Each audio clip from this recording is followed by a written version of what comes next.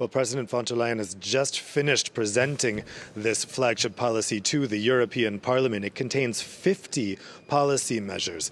Now, some of the biggest ones are, monetarily, the biggest one is a 100 billion euro just transition fund, which will help evenly spread out the burden of the energy transition. There's going to be a carbon border tax, or carbon border mechanism, as she's calling it.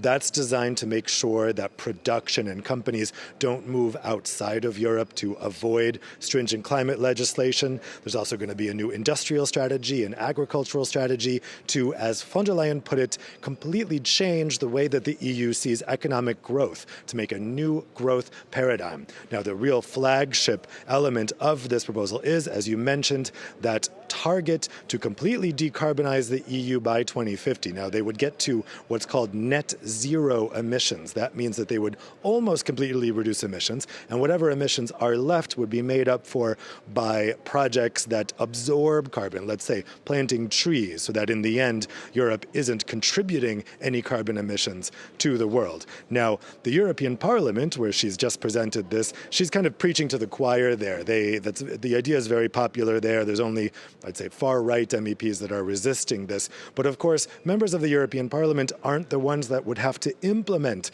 these decisions. That's the national governments, and there, von der Leyen faces a lot more skepticism. She'll face her first big challenge to this here at the European Council tomorrow at the summit, when member states will again consider the political endorsement of that 2050 decarbonization strategy. That has been stalled for 6 months because Poland, backed by Hungary and the Czech Republic, are resisting that. Now, they've probably wanted more money, and that 100 billion Just Transition Fund is designed to get them on board. I'm hearing that they probably will end their veto at that summit tomorrow.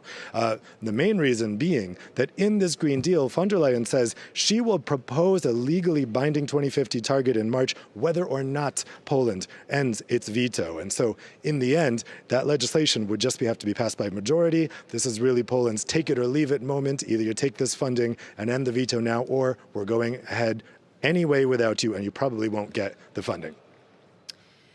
You mentioned there some of the opposition from other EU states. Big picture, how realistic is what von der Leyen is trying to achieve? These feel like some rather ambitious goals for the European Union.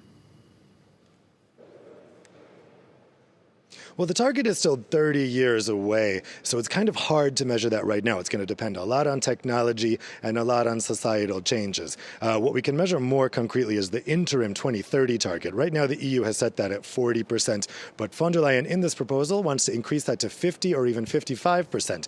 That is very ambitious, and business groups are already saying that's not really feasible. When it comes to the 2050 target, everyone kind of endorses it because it seems far away, and the provisions are still vague at this point, but that 2030 increase to 55%, that's going to get a lot of pushback, especially from industry groups who say it's just not possible, that even the 40% that the EU already agreed is going to be very difficult. So I'd say that's the big battle we have coming up on that 2030 interim target. All right, Dave Keating, live for us this hour in Brussels. Thank you very much indeed.